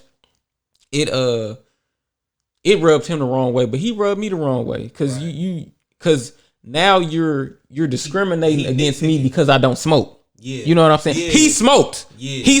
Let that be known. He smoked. So it was fine with him. You know what I'm saying? If he didn't smoke, I'm sure that wouldn't I'm sure he wouldn't even try to take it to that level. But because he did smoke, he's like, I can't sit here and agree with him because then I look stupid because I smoke. You look guilty. Yeah, exactly. You know what I'm saying? Smoking on he ain't taking an authorized smoke break himself. Exactly. So it's like, you know what I'm saying? So I'm like, you got to miss me with that, man. I'm like, and if you want to take this further, man, I go to HR on you, man, because you can't tell me I can't take a break and do whatever I want to do on that break when these guys go out here smoking these cigarettes all day long. You know what I'm saying? Like, if you're not going to stop them, you can't stop me. Thanks. So, yeah, so that work environment was stressful and I hated it. And I was like, man, I can't wait to get out of here. And then he eventually fired me. After like my third time being late in my 8 months being there, he was like, oh, we just don't need this here. And I was like, but it's cool for guys to smoke all day long and leave work. And it's cool for guys to go buy PlayStations when they on the clock though, huh? I said, that's cool though. I said, that's the type of employees you want? Well, you can go. I said, okay, that's cool. And I left with a smile on my face. I felt relieved. I was like, I don't have to come back here no more. I was like, I'm good. I was good. I was kind of like that creates like a hostile environment. Yeah, man. I came in there every day with the mentality like, you say the wrong thing to me, I might sock you in the face, man. Yeah, you don't even need to be there, bro. Yeah, man. It's for real, man. Like it's important for you to be somewhere you want to be because, facts. Man, these places they don't care about you and the people don't either. And it really bothers me when they act like they care. I prefer if you let it be known you don't like me. I would too. It's you know what I'm saying? Because it's whatever. But if you act like you like me, but I know you don't, that rubs me the wrong way.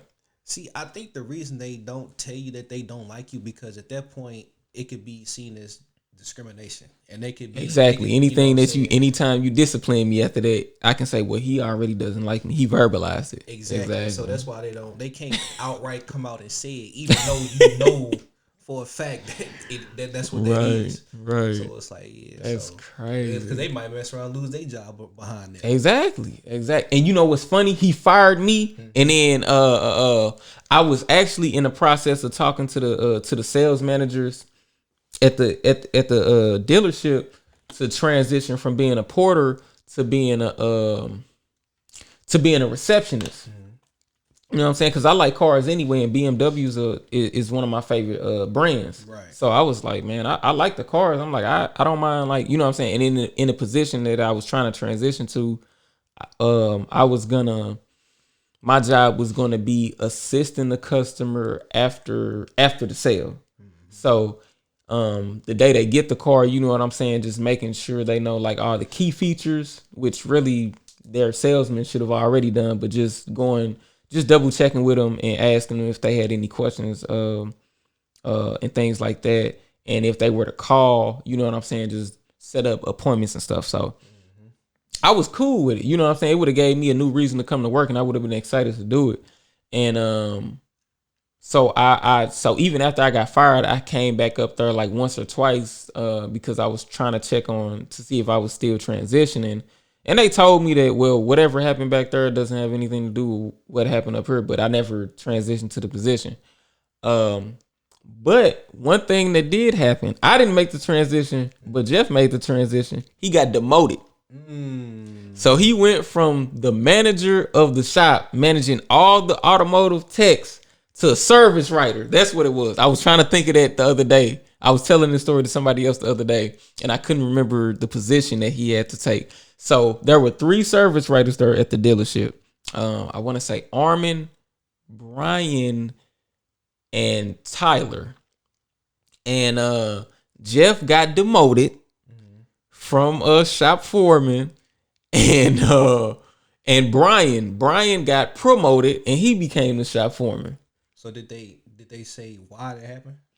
I think it was some like I mean, I wasn't an automotive technician or nothing like that. So, I mean, it wasn't announced to the porters as far as like why it happened, even though it happened after I got fired. So, of course, I wasn't in the loop at all at that point. Right, okay. But I believe my coworker that was still there at the time told me that she overheard that he lost the position because of like numbers, like every job has some numbers that they got to meet. Yeah, so he wasn't hitting the right numbers, and it had happened, several months, and his boss wasn't having it anymore, so he put somebody new in charge, and so Jeff went from being the guy in the office to being the guy in the shirt office. Maybe if he wasn't taking on the smoke breaks, he would have realized his numbers were slipping. Oh man, that I was like, that's the icing on the cake. Because, like I said, I didn't care about losing that job because I'm like, this job was a hindrance. But to sit there and realize, like, damn man, you sat there and tried to shit on me and you got shitted on. I'm like, dude, like you still. I said, I got fired. I don't have to be here. You got demoted. You got to look everybody in the face every day you come here. I'm like, oh, that's gotta hurt. That's gotta hurt. And that, imagine that pay difference. I was like, ooh. I said, that's, oof.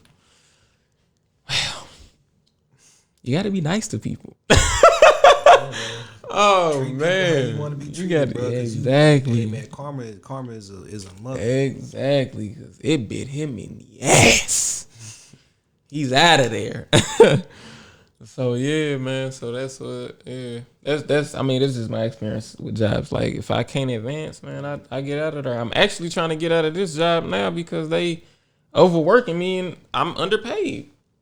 Yeah. Like I made more money on the route I started on than the route I'm on now. Should I told you, bro? You should have came over there where I'm at, man. Y'all still looking for drivers too. That's what I said. But I don't know what you had going on. You seeing raises? Are you seeing gradual raises? We get a raise every year. Like, so with them in particular, it's like it's a progression system. But I haven't. Okay, so when I got hired, they told me every year that I'm supposed to be seeing $1 raise. Mm-hmm. I haven't seen the $1 raise, but I've seen maybe like 40 cents every year. So you might not necessarily hit the dollar, but you're going to receive something. Okay. And then I think like next week it was like for full-time employees, like you get $1,000 on as a bonus on with that next check, and for part-time employees you get $500. Attached to the next check. So I guess like because we weren't getting hazard pay for for the COVID. I find it so crazy. I do too, but it is what it is. But I guess like that's like their way of righting the wrong for not giving it to us. They just gonna give us like one solid amount at one particular time, even though if they would have gave us like a $1 or $2 bonus, we would have made way more than $1,000. Right. That's probably why they didn't. That's probably why they didn't do it. Right, man. So they was like, and then it's crazy because like, yeah, they giving us a bonus, but if they got enough money to give that to their employees, you can only imagine how much money the people at the top, how much they got. Exactly. So because that they be. That's why they be pushing them numbers on you know what I'm saying, the frontline workers, man, because when you do well, and they get to reap all them benefits and keep them bonuses, man. It's crazy. It's so crazy, man. Corporations are so greedy. Man. So greedy. You gotta start paying people what they worth, man. For real, man. Especially if you want to keep people there. And that's why I've had so many jobs, because like they just haven't been worth it, man. I mean, you already start off at crap pay, but then they don't want to. The idea of a raise is foreign to a lot of employers, and then they treat you over time they seem to treat you worse and worse, man. Like it's ridiculous. Like I've been here under 2 years, and I can't, like in the first year they were giving a bonus of like a monthly bonus of like what was it? It was $250. It was very conditional though. Very conditional. $250. Then it increased like 6 months later to like $275. And then this year they just reduced it. They reduced it by $125. So it's only $150 now. It's not as conditional as it was, but it's significantly less than what it just was too. And it's I wish just my like, job did that. I'll take it. it's ridiculous, man. It's ridiculous. Oh man, this my company's just like really just pissing me off because like last year during COVID, they decided they weren't gonna match our 401k. And I was like, are y'all serious? They were like, yeah, throughout the duration of the year, we will no longer match. And I'm like, that's crazy. And I guess they tried to offset that by giving us like the COVID pay, which was another $2 per hour. Not $2 added to your base rate, but just another $2 per hour. So if you made 18, you weren't making $20 an hour. You were still making $18 an hour plus $2 additional an hour. So if you worked 4 hours a day, 2 times 4 is 8. So if you made, let's say at 18, you made, let's say you made like $76. With your added $2 COVID bonus, you made an additional 8. So congratulations, you made $80 for the day. That's how that worked. That's a slap in the face, bro. They could have just kept that for real. I thought that was the dumbest thing in the world. I was like, they cannot be serious. And then they were like so proud saying, well, do you know of anybody else that's doing what we're doing? Anybody else that stepped up and paid their employees more? Like, I work for you. How am I supposed to know what they doing around the corner?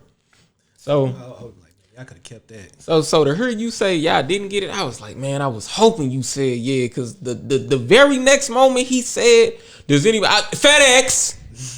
Because I mean, Amazon got it. I think Amazon got it. Because this was months ago. They did that for like a month and a half, right? Right. And I mean, they were on a soapbox, man. Because we know some people's spouses are out of work, and you know you still got kids, and kids are at home, and they're eating more, and your bills are just going up. So we know this is gonna help. And it was like, okay, it helped a little bit, and you only gave it to us for a little bit. You know what I'm saying? And then you sit here and you did it for a month and a half. He's talking like they did it for the duration. You know what I'm saying? From the time COVID really hit the States hard till now. Like y'all did it for a month out of all of that. Like y'all.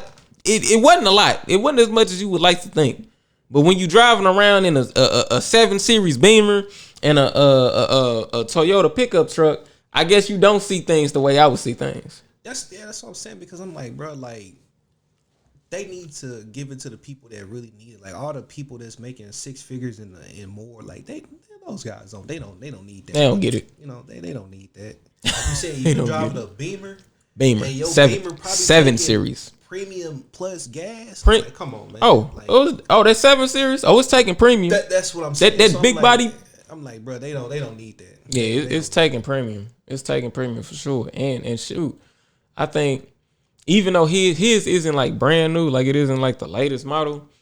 It's still a Beamer though. Yeah, it's still a Beamer. So I'm estimating like, cause it's probably like it's somewhere, I would say it's somewhere between like a 14 and it's probably 14 and a 15, I would say. Oh, the year? Yeah. But that's still recently. Yeah. That's still new though. That's not an old car. Depending on when he bought it, depending on if he bought it firsthand or not, it was probably $100K. Or right at the door of $100K, because I seen the price tag. Because of course I worked at the dealership, so like looking at the price tag at a lot of those cars, I was like, that's what this costs. I'm like, man, this car costs $56,000, and this only got, you know what I'm saying? Like this car ain't even got out. Like I was sitting there like, wow, like I realized like how expensive stuff is, and like, well, that made me realize like this stuff is a little overpriced. Because I'm like, for $60K, I get a 3 Series BMW. Okay. The windows are automatic. But it's 2017. All car windows are automatic for the most part. You know what I'm saying? Yeah. Windows are automatic. It's got a sunroof, but you would be hard pressed to find a BMW with no sunroof. The only ones that I know of that come from the factory without a sunroof is gonna be like the i8, the 2-door coupe. It's a hybrid. Oh, it got the suicide doors on it? Yeah, Okay, yeah. that car. I That's know the what you're talking only one that comes to mind. You know what I'm saying? That comes stock without a roof. But for the most part, most of them come with a you know what I'm saying, with a moonroof. Because that's supposed to be like a race car, right? It's a hybrid. It's a hybrid. Like they performance cars are the M cars. Okay. So like your M1 through your M8, because they got an M8 now. Yeah. So those are the performance cars. Oh my gosh, and the price tag I would see on those, like that i8 was $150K. They had a BMW B7. It's like a special edition Beamer. It's only like a limited number of them. They had it priced at like 150. They had it priced at 150. It was the only other car on the lot that was priced at 150 at the time while I was working there. They had a M6 that was new. If I was working at 17, so it was like a 18 new. It was priced at like 120K, and I was just like, wow. And there were people like legit coming in buying these cars. Like they had an M3 that was priced at like 90K. It was like right at 90K. It was like 88, 89. Somebody came in and traded in like he came in and traded in his V8 Benz. I think it was like a C63 with a V8 in it, and he came and traded that in for the new Beamer. And I mean, side by side, those cars are pretty much the spec wise, they were very similar, and they were pretty much the same car as far as like the interior was concerned, because like they were the same size on the interior. You know what I'm saying? Features pretty much similar, just different brand. But yeah, you had people. Man, people were coming in buying those cars though. Like most people that came in, like left with a car. It was only a select few people that just came in and to look and browse. So yeah.